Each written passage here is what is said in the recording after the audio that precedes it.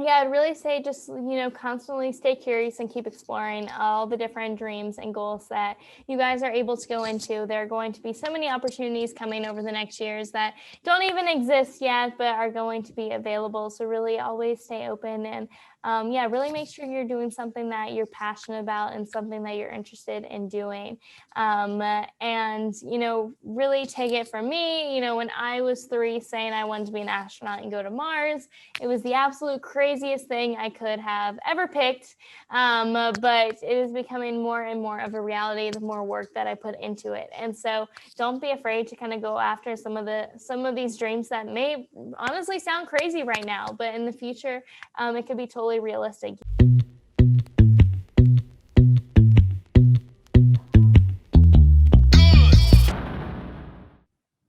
Hello, everyone, and welcome to the Moonshot Pirates interview today with Alyssa Carson. Really excited to have you all. I'm Netta, and this is Dorothea. So today we are joined with an amazing young woman. She's known as NASA Blueberry on Instagram. She's the first person ever to complete the NASA Passport program. She has presented TED Talks across the globe, and luckily for us, she has managed to spare some time to talk to us today. So hello, Alyssa. Hi, everyone. Yeah, just really happy to be here. And yeah, also being able to answer all of your guys' questions. And then also, yeah, just being able to teach a little bit about what I do in space in general. Fab. So just give us a brief introduction. Who is Alyssa Carson, just before we dive in today? Yeah, totally. So I would definitely say just kind of a quick little rundown. Pretty much ever since I was a little girl, I've always been interested in space and the idea of being an astronaut. And so I started kind of working towards that goal, working towards that dream. Of course, when I was younger, that was very much just going to camp, studying books, things like that. But it's definitely progressed from there. And I've been able to start getting involved in more realistic research and different trainings and things like that to get involved into the space industry business. But pretty much currently I am a sophomore studying astrobiology in hopes of one day being some sort of mission specialist, some sort of research scientist. But basically I'm building my resume the best that I can to eventually apply to the astronaut selection process. Fab. Yeah. I mean, by the way you phrased it, definitely sounds like a journey. So we're going to start from the beginning of that journey. So when did you first really take interest in space, and how did you decide what steps you would take to further that interest? Yeah, so I mean, kind of looking back, my dad does remember me like coming and asking questions about space and about Mars. Have people ever been to space before? Are astronauts real? Is space real? I knew nothing about anything pretty much at that age. And so no one in my family really had any sort of space or science background. So my dad kind of told me a little bit about the moon landings, but not really much from there. But he did say that's possible one day we could travel to Mars or continue a bit of space exploration. And so that definitely got me thinking and got me very curious about space and wanting to learn more about space. And so kind of after that conversation is when I started asking for books and videos and posters and more about space. But definitely the first time that I went to space camp in Huntsville, Alabama, which was when I was 7, is when I kind of fully bloomed and realized that, yeah, I definitely want a career within the space industry. And mainly that was just because I was finally surrounded by people who were telling me all the information I had wanted to know. I was getting to learn that information, being around people who also shared that interest, being around life-size rockets. I mean, it was just like my little Disney world that I was living in. So that was really when I figured out that, yeah, it's really something I wanted to do. And really the idea of being an astronaut or wanting to be an astronaut as like a goal, it's very tricky because an astronaut really isn't a job. It's more of like a destination. And so that's something really important to keep in mind because you have to have a job to apply as an astronaut. And so that's kind of where I started. And Space Camp did help in terms of, what kind of astronaut would I want to be? What would I actually want to do in space? So it all kind of just starts with like the base level research of what you actually want to do in space. Yeah, definitely. And so these space camps you talk, they helped accelerate you into your interest in space. What is the application process like? How did you first get introduced to that? Yeah, so Space Camp is really just like a summer camp for it's ages 9 to 99. So literally anyone can go. Super open, just to kind of like encourage the interest of space. And so actually, the way we found out about Space Camp was really funny. We were driving home from like a family road trip, and then we saw a billboard for the U.S. Space and Rocket Center, and my family knew I had like a slight interest in space. And so we went just to stop by and see what was going on. But then kind of beyond that, I ended up finding like a little brochure for Space Camp, brought it home to my dad because he wasn't with us. And then pretty much from there, just begged to go to Space Camp. And then it ended up being a really amazing experience. So really glad that I ended up doing it. Yeah, it sounds amazing. So, in these actual camps, what would you say is the most notable thing that sets it apart from most normal camps? Something that you can really take away from it? Yeah, I mean, I definitely think you're just really full-on hands-on in all the different space aspects. Of course, you're going to have like a few things of where you just kind of like sit down and learn, and that's really just learning about space history or what's going on in space right now. But there were a lot of, building your own model rocket, writing simulators or going and simulating a mission. You get to play the different roles of different astronauts and flip switches and, put on space costumes and pretend to, Yeah. do stuff. And so definitely as a kid, living in that moment, you're like, oh my gosh, this is so cool being in the simulators. And so it's a really great experience for kids and even adults. Like I said, it's ages 9 to 99. So they have all sorts of people going there. Yeah, I mean, it seems like that perfect intersection between, fantasy and kind of knuckling down a bit and actually getting into the nitty-gritty of space exploration. So, yeah, that sounds great. So you must have done a lot of different training and activities. You've said you're doing your scuba diving license, you've done things like G-force training, microgravity training. Out of all of those experiences, do you think you could shorten it down to one that was the most scary, or I don't know, adrenaline packed, something that really took you out of your comfort zone? Yeah, definitely. And I mean, the majority of my different, like those way more intense, like training experiences have all been through Project Possum, which is pretty much a citizen science research organization. And so I started with Project Possum when I was 15, and it was really just an amazing experience just to get involved in some more realistic research. And so, kind of since I've joined Project Possum, not only taken like online classes, but a lot of the campaigns and research campaigns with them. So yeah, I would definitely say the most, I guess, like scary was definitely the water survival training. Mm. And it was also just the most like physically intense, but it's also the one I learned the most from. So, a little bit of both, but pretty much like the water survival training, we were there for about 2 weeks. And the first week we did basic water survival. So just, how to keep warm in the ocean, how you would get into a life raft, things like that. And then the second week, we applied it to space. And so we had to escape from a capsule while wearing spacesuits. We had to get into a life raft while wearing spacesuits, parachute drops in spacesuits. And so just little simulations like that to be able to get an idea of like what you're supposed to do. And we were also testing to see how well these spacesuits held up. Were they filling up with water? Were they easy to swim in? Were they easy to get out in or easy enough? Is it reasonable to do these tasks? So that was really what all the research was about. So it was a really cool experience. The reason I would definitely say it was scary, just because, so like to give you an idea, the first day there, we show up, we're like in like this little classroom, and they're just kind of like explaining what goes on at this place, where we are.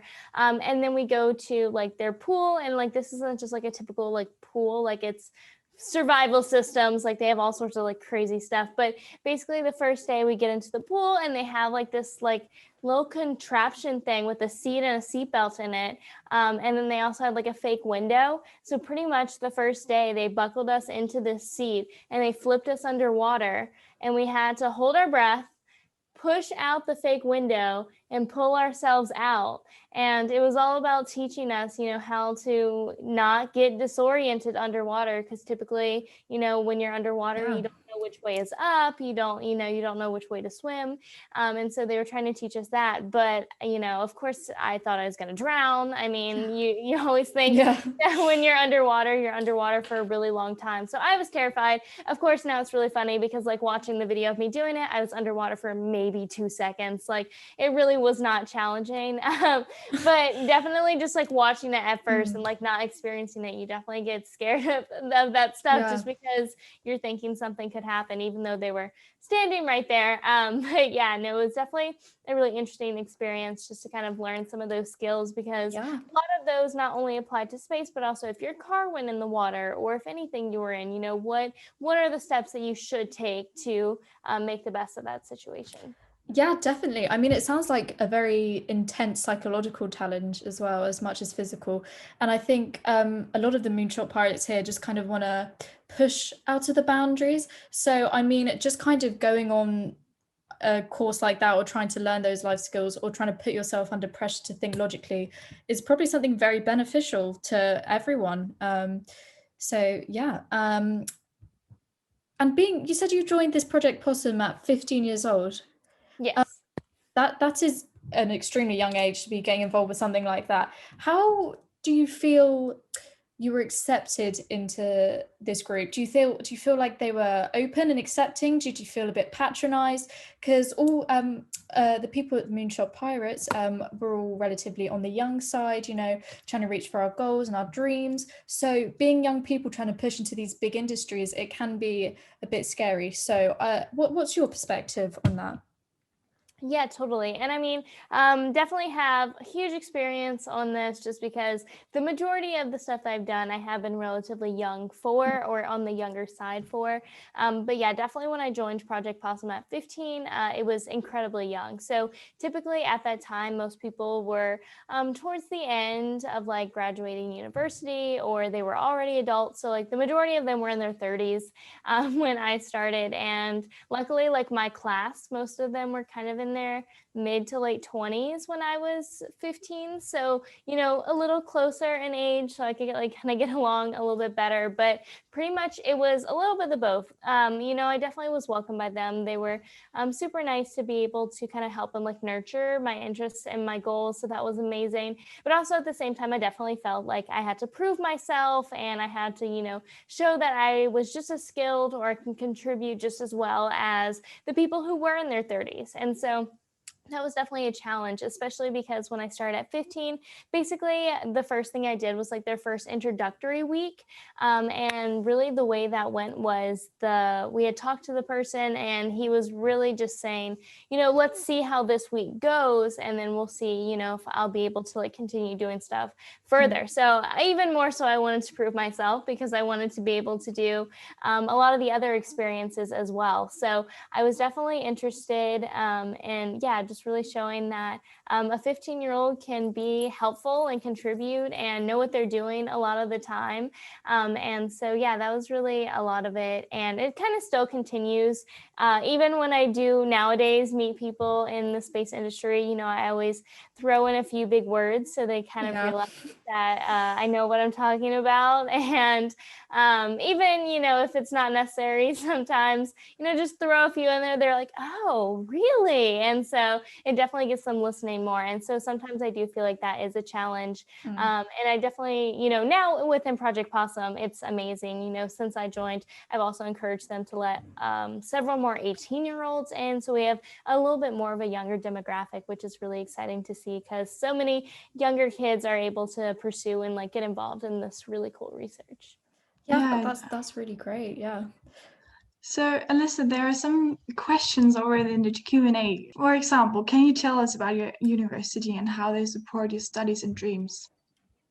Yeah, sure. I mean, currently, so I am in my second year or almost done with my second year. of university. So I go to Florida Institute of Technology in Melbourne, Florida. It's really close to like Kennedy Space Center where all the rockets take off in the US. It's actually really cool because we can see rocket launches from campus. So we're really, really close to the complex where everything happens. But it's been really amazing to kind of see that shift between high school to that college level, just because you go from kind of just having to take everything that they kind of just make you take to actually studying the stuff that you're interested in doing. So I'm studying astrobiology, which is really exciting. I definitely love it. The more I get into it, the more I like it even more. And so to kind of, I guess, explain astrobiology really quickly, it's pretty much just science in space. So it's similar to astrophysics, but a little bit broader. So you really go through all the sciences in depth. And so really within astrobiology, you could study plants in space, bacteria in space, planets in space.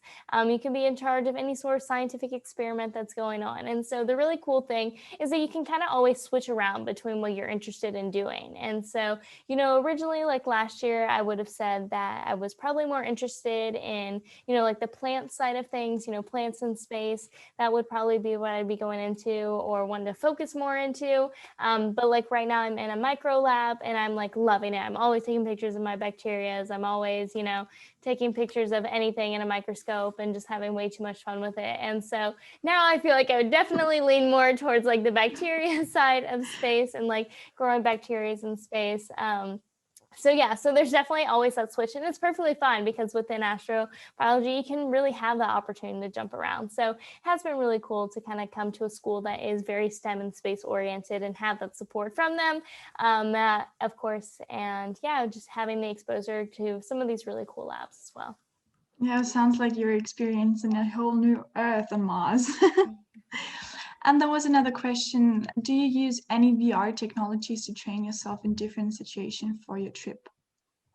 So I haven't done like any like specific trainings through VR, but we've kind of talked a lot of possibly doing that. And one of the big things that we were looking to kind of incorporate VR a little bit more is actually with the microgravity flights. So for a microgravity flight, pretty much it's a tricked out airplane, and it basically does parabolas over and over again. So when it goes up, it's putting pressure on your body. When it comes down, the plane is in free fall. Everything inside the plane free falls at the same rate. So you actually float for around 20 to 30 seconds every single time you come down. So that's kind of how we simulate short-term microgravity here on Earth. So the huge downside about those is mainly, so first-time flyers tend to get pretty sick around, I think it's like 70% of first-time flyers get sick on their first time flying. It goes down each time, but it's still relatively high your second time. It's just basically really uneasy on your stomach, as I'm sure you all can imagine, going over and over again in an airplane. Yeah, I was gonna ask, does it feel like when you go down a roller coaster and your stomach is like in the air? Yeah, it definitely feels like that exact same thing, except, when you're on a roller coaster, you come down and your like butt kind of lifts off the seat a little bit. And so when you do a microgravity flight, it's that exact same feeling, except you get really confused because like you don't go back down. And so like you come up and you're waiting for the drop, but like it's not. And so you're just like all of a sudden like, ooh, and then you're just like floating. But like you can like really feel it in your stomach of like coming up and like going down, and like your stomach really feeling that. So that's why first time flyers get so sick and just don't feel well. So one of the ideas was actually, if you went through everything in VR, if that would actually reduce how sick you are, since the more times you do it, the less sick you get because your body kind of acclimates to it. There was some research going on to see if VR could actually, take the place of that first time flight where you would be sick. So you wouldn't have to go through the horror of actually being on the plane and actually feeling sick. Yeah, that's impressive. I mean, I get sick every time I step on a roller coaster. So, and one last question.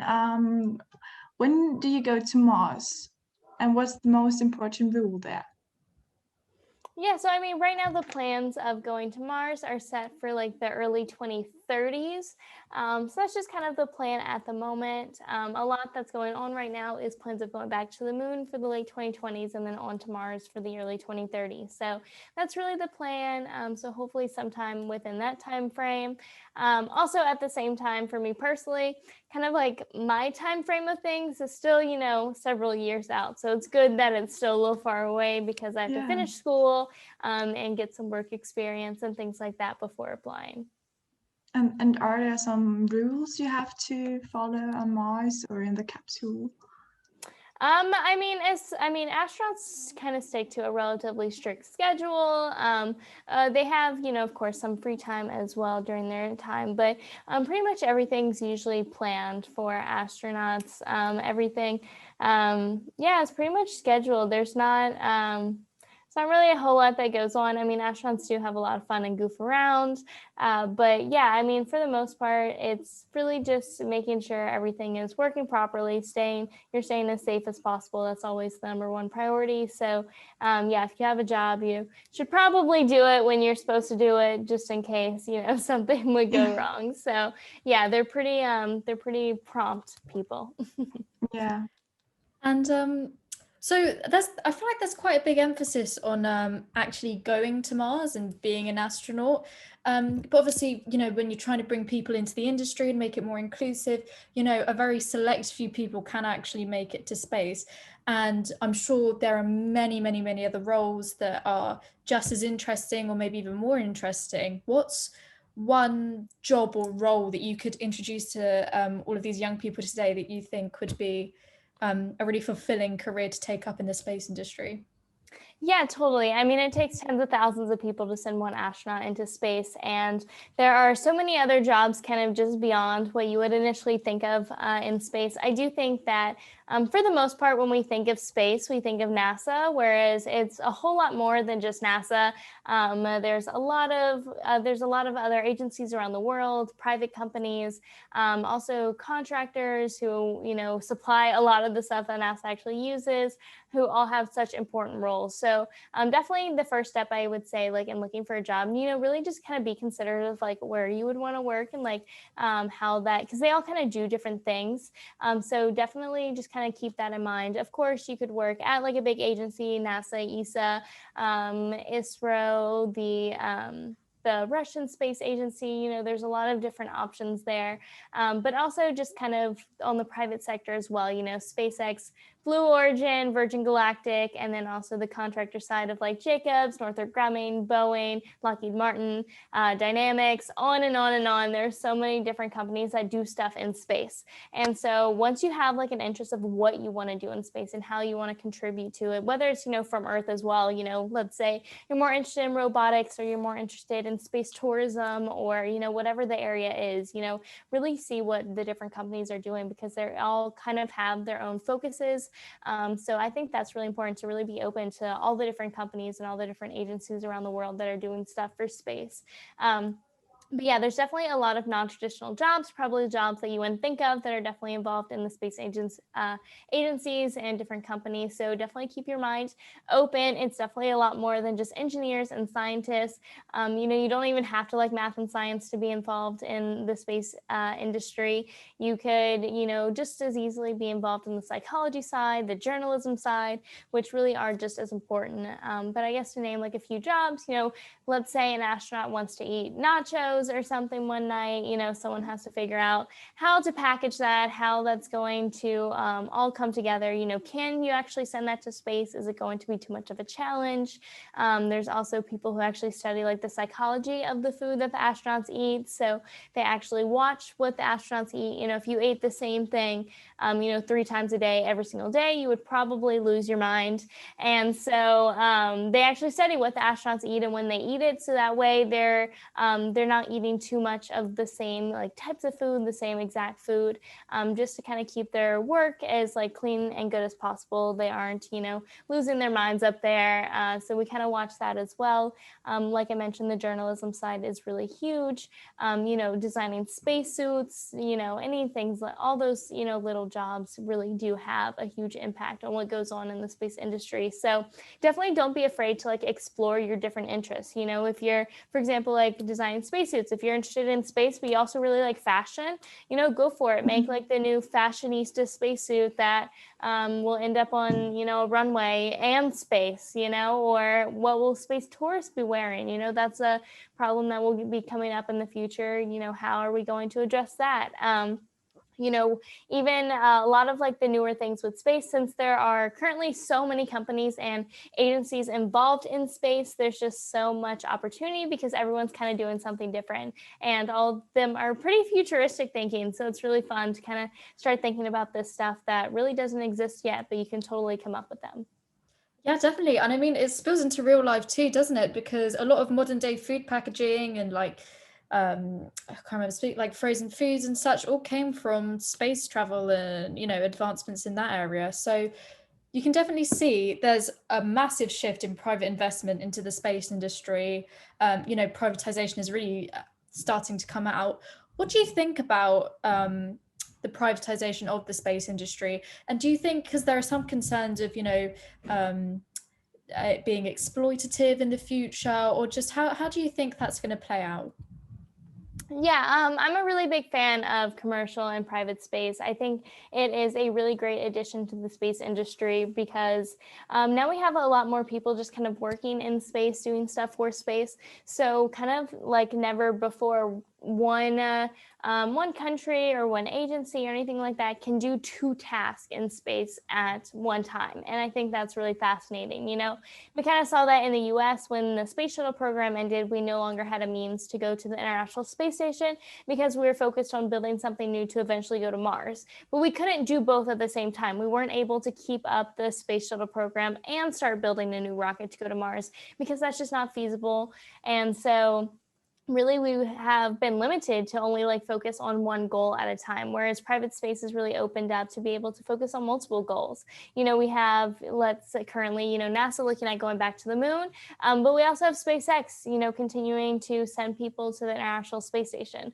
And so it definitely allows just a lot more opportunity. And kind of along with that, SpaceX has their own ideas of going to Mars and, doing their own stuff. And that's amazing because it's definitely adds a little bit of competition as well, but which has been seen, many times throughout space history of having that little edge of competition. But I definitely think it's in a place of way more healthy competition where we are currently within space because, SpaceX, for example, SpaceX and NASA, they're working wonderfully together. They're collaborating to send people to the International Space Station, but also, SpaceX is really pushing NASA because SpaceX can totally get to Mars first and do what they want to do probably quicker than NASA could anyway. And so they're kind of having that edge, really pushing them. And so we're really seeing that a lot, not only with private space, but also international space as well with a lot of other countries. We're seeing that collaboration and healthy competition at the same time. And so that's really fascinating to kind of see that evolution happen. But yeah, I definitely think that we're in a really good place for just that type of collaboration. And then I think private space has brought a lot of opportunity to the space industry. It's definitely going to be interesting to see how it progresses, just because it's really going to add a little bit of complications just because, let's say, space tourism comes into play and we have people just kind of going to space. A big part of why people want to be astronauts is just to be able to be in space and have fun. And so once you have space tourism, that's really, what you would do to do that. And so how do we keep astronauts, people working in space? How do we distinguish working in space versus having fun in space? So there's going to be a lot of new stuff that we kind of have to figure out along the way. Yeah, definitely. So just a little shift in topic. I'm going to ask a few more questions and we'll go to the Q&A bit from some of the people watching. So the space industry and the fact that it's been public for the most of its lifetime has been widely dominated by white men. How do you think that the space industry can facilitate people, people of color, women, people from minority backgrounds? How do you think the space industry can encourage and also not tokenize, but really start to facilitate people? Yeah, that's a really awesome point. I mean, yeah, there's been a lot happening in the space industry to kind of include a lot more opportunity for not only more women within the space agencies and on different missions, but like you said, people of color as well has definitely been part of the inclusion. And so that's been kind of really awesome to see over the past few years. It's kind of been, getting a little bit more out there. But it's really exciting. We now have the plans of sending a woman to the moon, and there's really amazing women on that mission who have kind of already been selected to eventually go. So just looking at the array of women and thinking that one of them will be the first on the moon is really exciting. And even within the women that they've chosen, the diversity is really cool as well. Obviously, there will always be steps to go and make it better. I definitely think that within like the astronaut corps, they have done a better job, like I said, over the past few years of having like making the selection processes more like 50-50, getting just as many women as men. And so that's been really amazing to see. But I definitely think that the next steps is, like we've said, it takes tens of thousands of people to send one astronaut into space. And so it's having all of that inclusion and all of that diversity across all tens of thousands of those jobs, not just the astronauts that kind of get put out there, but also in all those different jobs, because I'm sure there's so many departments at many different companies where there's still one woman working in that area or that department or that subject. And so that's really, I think, the next steps and the next goals. And so it's been really interesting to kind of see that, especially as someone who like kind of actively visits a lot of the different centers and stuff. It's been really interesting to kind of see that. But that's definitely, I do think, the next steps. And also kind of within today, there's a lot of also companies trying to get involved and helping with that as well. Olay, for example, was one talking about trying to put more focus on getting more girls in STEM. So I think their goals were to double the number of girls in STEM by the 2030s and triple the number of women of color within the STEM industry. And so I think that's really amazing if, a lot of larger companies as well kind of had that interest, really just because even if they did nothing for it, it just gets more people talking about it and hopefully getting more girls inspired to go into it because they kind of see that support and see that people are willing to support them. And so if it does nothing but just get a few people interested, it's definitely doing its job. Yeah, definitely. And I think paying homage to people who have pushed the boundaries in the past, like I don't know if you've seen the film Hidden Figures. Figures. Yeah, great movie. Watch it if you can.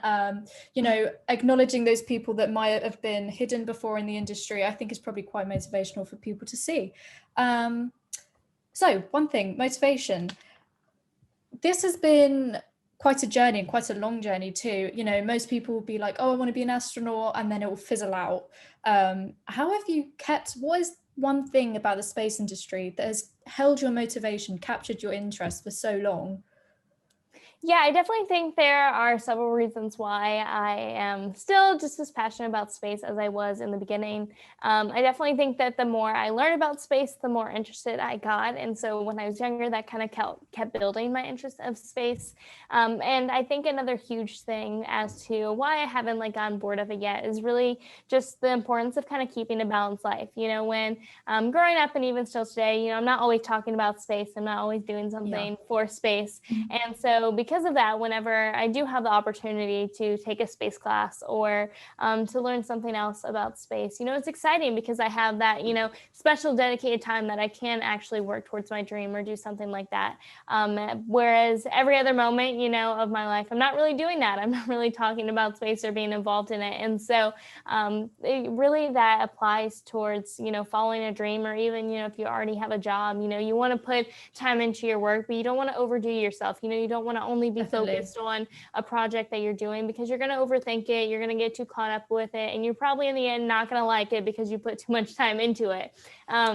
We've definitely all been there at some point. And so it's definitely important to kind of keep that balance in your life, whether it's, relaxing, having fun with friends, having time for yourself, going after your dreams and your goals, obviously putting in the work sometimes, but yeah, just kind of keeping that balance. And so that was something that I really started early on and have kind of like kept until today. So I do think that was a huge thing as to why, you know, I never really got bored of it, just because it was always something that I was excited to do when I had the opportunity. Yeah, I think that's probably quite comforting for a lot of the pirates here as well, because you know, when we see these amazing figures such as yourself, you know, I think it's definitely something I've struggled with myself, is, you know, getting a bit of imposter syndrome, being like, am I doing enough? But yeah, I think definitely that balance will help you not to burn out. So that's really helpful advice for our young pirates here. So I think one question that's coming up quite a lot, just before we move into Dorothea picking some out, is the pirates, we like to, you know, search into topics more, and hopefully our viewers will after this. Are there any movies or books or media, bless you, that you would recommend, that you would recommend when exploring this field? Yeah, definitely. So some of, I guess, my favorite space movies would probably be The Martian. I think The Martian's a really good movie.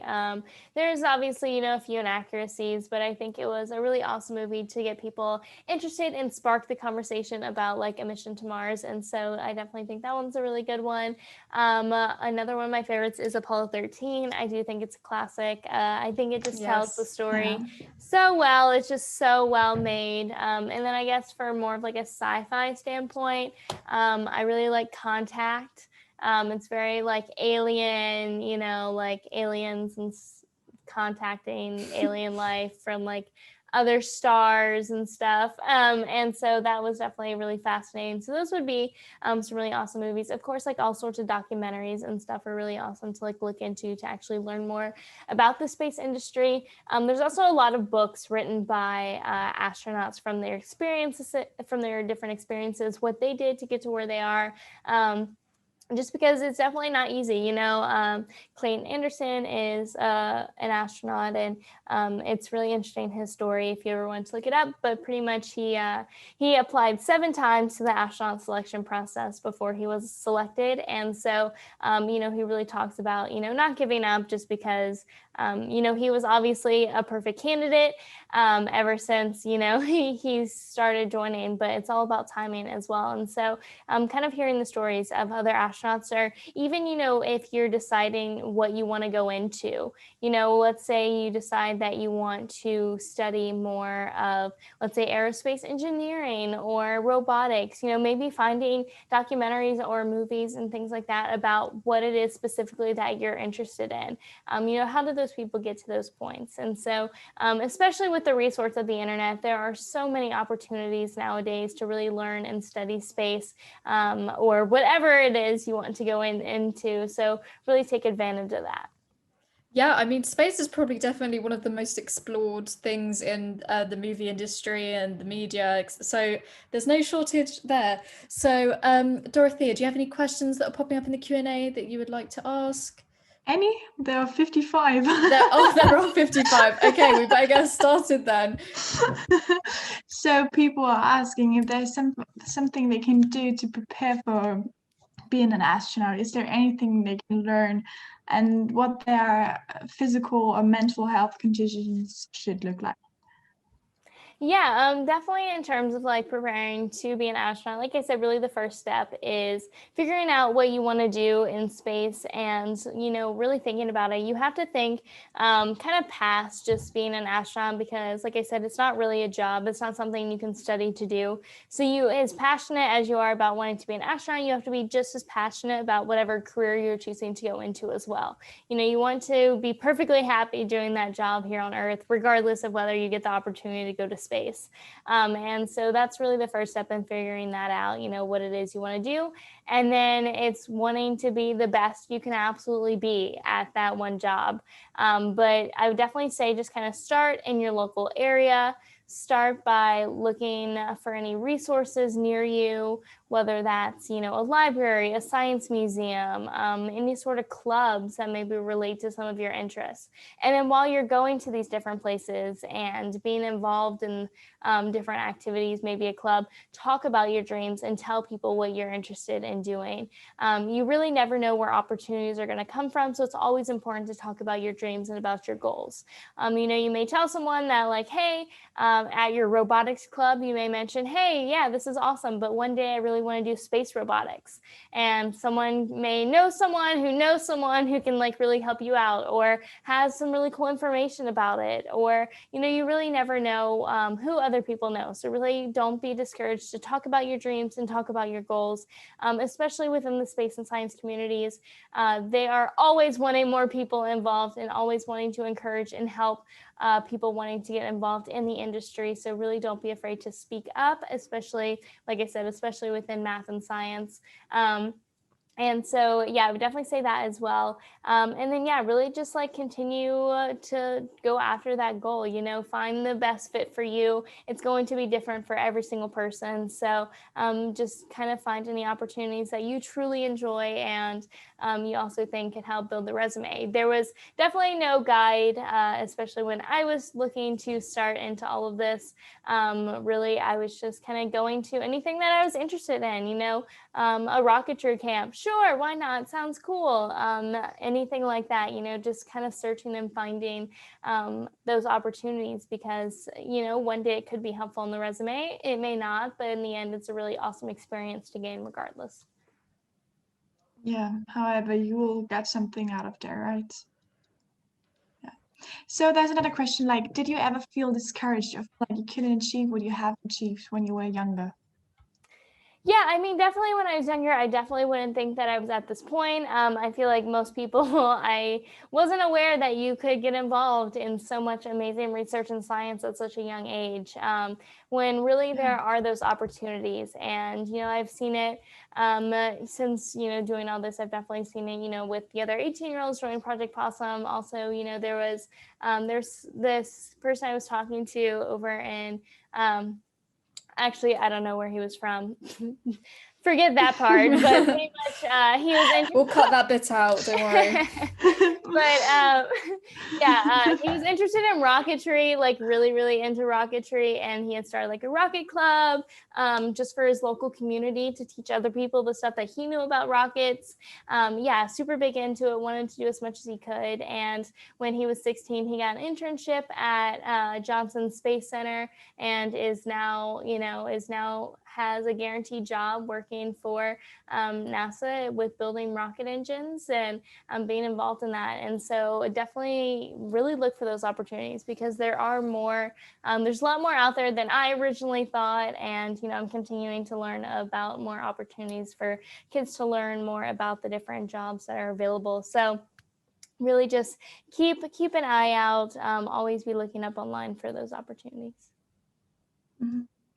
And if you don't get into the first group of astronauts to go to Mars, will you still be motivated to be in the next one? And when do you think NASA will be looking for the next astronaut class? Yeah, so the astronaut selection process, honestly, I don't even know. It happens like every few years it like comes around. I usually there's like I don't know, I think it's like something you can like sign up for on ask.gov, but they have like a little email that sends like, oh, we're opening selections or whatever. So they open their selection every now and then. Like I said, it's probably like every other year or something around that. But pretty much, yeah, if I didn't get selected, which I don't necessarily expect to get selected my first time, and I don't necessarily think most people kind of should have that expectation of getting selected their first time, just because there are so many factors that go into it. You may have the best resume out there, but they may just have too many scientists. They may already have loads of active astronauts that are scientists, and so they're just in desperate need of pilots. You could be the best scientist there is, they're just not in need of them. And so that's a huge factor that comes into play. It also depends on what's going on in the space industry. Currently right now, what's happening in space, there's a lot of testings, there's a lot of preparation, and usually for a lot of those like testings, rocket tests, things like that, they usually grab a lot of people with military backgrounds just because they're used to some of those intense testings, rocket testings, missile testings, things like that. But once you get around to actually going going to space and going to the moon and going to Mars, you're going to need more people with more of a civilian background, more scientists, more maybe people with medical backgrounds, people with different types of research behind them. Whereas, maybe you applied back then when they're looking for those military backgrounds. So it's all about timing. It's all about what's happening within space. There's a lot of factors that go into it.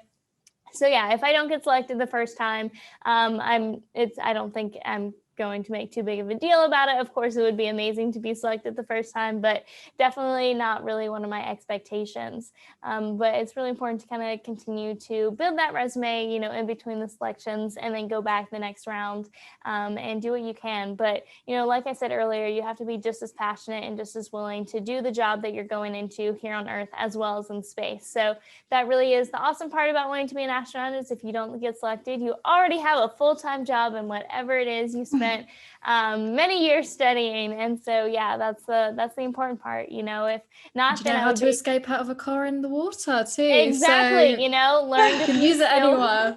You learned a few skills along the way. But yeah, so I would just as happy to be working in astrobiology here from Earth, and also happy trying to help contribute to the people who are selected, or any of the problems left that we have to fix before a mission to Mars. Yeah, sounds great. So there are some questions about your education. So what are your future plans? Which further university do you want to attend? How long does the education take? And what qualities do you have to possess before applying for the astronaut corps? So I currently I'm doing my undergrad in astrobiology, so 2 more years of that, and then I will proceed to get my master's. I am mainly looking at going to International Space University for my master's. They're a really awesome place. They only have 2 programs, 2 majors. I don't even think they call them majors. It's kind of a weird master's program, but yeah, definitely International Space University is, I've definitely been interested and love all their stuff ever since I was 15. So yeah, probably that's where I will end up. And then kind of beyond that, I will see. I'm not, fully set on getting a PhD. I'll just kind of see how, tired of school I am at that point. But really the only requirements to apply to the astronaut selection process is having a master's degree in any sort of STEM, any possible career path that you could ever want to go into. Basically just having a master's in those, and then a few years of work experience. So I think it's 2 years of work experience, and then passing the physical. So just making sure your body is healthy enough for spaceflight. Nothing super duper intense. And then also, if you want to be a pilot and go that route, instead of 2 years of experience, it's 1,000 flight hours. So those are the only requirements. Yeah. So I'm just going to slip this question in quickly. It has to be brought up. Coronavirus, is there an interview that doesn't involve that these days? Obviously, there's no space camps at the moment for a lot of people. And it occurred to me, are there any space publications that you recommend? Because oftentimes there'll be, advertisements for websites and things you can get involved with. Oh no, Toby. So sorry. It's okay. He wants to join as well. Well, I'm going to kick him out. 1 second. The next liker, clearly. Okay, Bye, Toby. See, nothing goes perfect all the time. Useful lesson. The dogs can start barking. Okay, fab. So, any kind of online publications or things that can lead to other things? Because you said, a person might know another person, somewhere where that can kind of get mushed into one thing. Yeah, definitely that's a really awesome point. And, there really isn't a lot going on right now. And that's, some of those opportunities could be smushed at the moment. I really think that we are kind of taking advantage of those through kind of online platforms, through Zooms, through conferences. I know I have done plenty of Zooms over over the course of time since kind of the virus started. And so, I think all of the participants here, you guys are well on your way. You're here today, you're seeking out your interests in possibly space or, anything else. So I definitely think that you guys are already a step ahead of everyone else because you're here. But definitely I would just say, yeah, keeping your eyes open for maybe some like other options, maybe those online options. Maybe it's just, reading papers online, like you said, any sort of scientific papers about your interests, or trying to hop on some webinars, some classes, things like that are offered possibly just through YouTube or maybe something more organized than that. So definitely I would say, just we're kind of all just pushed to online at the moment. I definitely feel it as well. I haven't done anything like any sort of in-person or like really fun training in well over a year now. So I definitely get it. It is kind of a struggle, but we all have kind of tried to shift our focus online and making the best of the situation. Can you recommend any of those YouTube channels or webinars? Sure. I mean, I can try to think of a few. I mean, I do know Chris Hadfield, who's an astronaut. I know he offered like a master's class about space, which was really cool. I do know that Varsity Tutors is doing a whole like series on offering different classes about, different space, some from astronauts, some from geologists, some from, all sorts of different stuff. So that's another one that I'm pretty sure all of those are free entirely if you want to take some classes there. So those are like the first two that jump to my head, but I'm sure there's loads more. Yeah, because one thing leads to another, you might go on one website and then find out something that you've never heard before and then go there and look more. So there's always ways to expand your knowledge and open new doors. So what question do you have next for? What questions? 71 questions I gotta give. No, there are questions about the fears. Which fears do you have about going to Mars, going away from home? What will you take with you?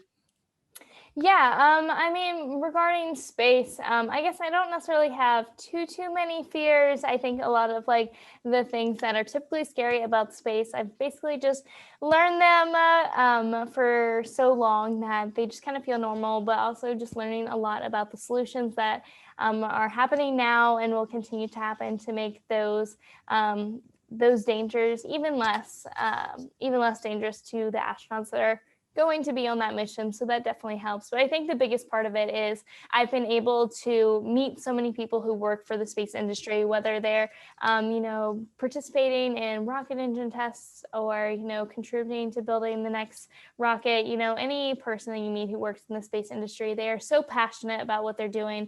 And they're so focused on making sure that everything goes as smoothly as possible because they're already thinking about these astronauts who are not selected and these people that will potentially be on this spacecraft, in maybe 10 years from now. But they're already thinking about those things and they're double checking themselves. And so definitely just knowing that all these people are constantly looking out for some of those potential astronauts definitely makes you feel like you're in good hands because everything is being taken care of as best as possible. So, and then I guess in terms of like stuff I would bring with me to Mars, I would definitely bring photos of friends and family, of course. I would also want to bring my Right Stuff Award, which is pretty much the highest award you can get from Space Camp. And I got it the first time I went to Space Camp. So it was really like just the beginning of everything. So I think it'd be pretty cool to bring that to Mars. And then I've also kind of joked around about maybe bringing like a football or something and, kicking it on Mars or just having a good time. They brought no golf space clubs. littering. We can't be space littering. Yeah, exactly. They well, we're just bringing one. We'll keep up with it. Okay. But yeah, they brought like golf clubs and stuff to the moon. So why not bring that to Mars? Yeah, Why not? Yeah. So the last question, is what would you give? Which piece of advice would you give our Moonshot Pirate community to go for the dreams, go for the goals, never give up? What is your advice? Yeah, Yeah, I'd really say just, constantly stay curious and keep exploring all the different dreams and goals that you guys are able to go into. There are going to be so many opportunities coming over the next years that don't even exist yet, but are going to be available. So really always stay open and really make sure you're doing something that you're passionate about and something that you're interested in doing. Really take it from me, when I was 3 saying I wanted to be an astronaut and go to Mars, it was the absolute craziest thing I could have ever picked. But it is becoming more and more of a reality the more work that I put into it. And so don't be afraid to kind of go after some of these dreams that may honestly sound crazy right now, but in the future, it could be totally realistic. When I was younger, the idea of going to Mars was not at all on the table. No one was talking about Mars. No one was considering it as a possibility or something that we would be realistically doing, especially this soon. Really just remember that the more work you put into it, the more realistic it can really become. So don't be afraid to kind of think out of the box and want to go after those goals, because I promise they really are achievable. Really just encouraging you guys, stay curious, keep looking for those cool jobs, follow your dreams, never give up on them, and really just never let anyone take your dreams away from you. If you're passionate about something, if you truly want to do something, you can most definitely achieve it. Maybe through some hard work, but you can definitely achieve it. So always stay following your dreams. Thank you, Alyssa. That's great advice. Yeah. I mean, if you could leave us with one final message, one Alyssa Carson quote, you could plaster it on a wall, you could look at it when you wake up, have it as your phone screensaver, what would it be? Take your time. That's like a pretty important quote there. No pressure. It's all right. Yeah, don't worry about it. I guess again, to really just like kind of close off, really just always be interested in like following your dreams. There are a lot of different steps that go into play towards like following a dream, and that's going to be possibly having some people around you to support you. There will probably be sacrifices along the way, but it's really important to never give up, and like I said before, never let anyone take your dreams away from you. I know that's probably really big for a lot of people, just because sometimes it can be scary to talk about your dreams because you don't want people to put you down, or a lot of times other people's opinions can really get in the way. So really just not letting other people kind of tell you what you want to do. Definitely, for me, growing up, when I kind of mentioned being an astronaut, I've definitely had conversations with people who think like the moon landing's fake, and they tell me I can't be an astronaut because space is fake. And I've been through those kinds of conversations, and I definitely say that any person that kind of gives you a challenge, or any person that kind of gives you a hardship about something you want to do, try to take it as an opportunity to teach them about what it is you're interested in, because I'm sure you know way more about it than they do, and usually there's just really a lack of understanding of like what is really going on. They may not think it's a possibility because they just don't know what's going on within that subject. And so really try to, teach others along the way as towards about what it is you're interested in doing, all the stuff that you learn about space or about your subject matter, also try to teach it and inspire the next person past you. That's a great message. Yeah. Wow. Spread the knowledge, guys. So thank you, Alyssa, for having some time today. Great to see you. Yeah, thank you guys.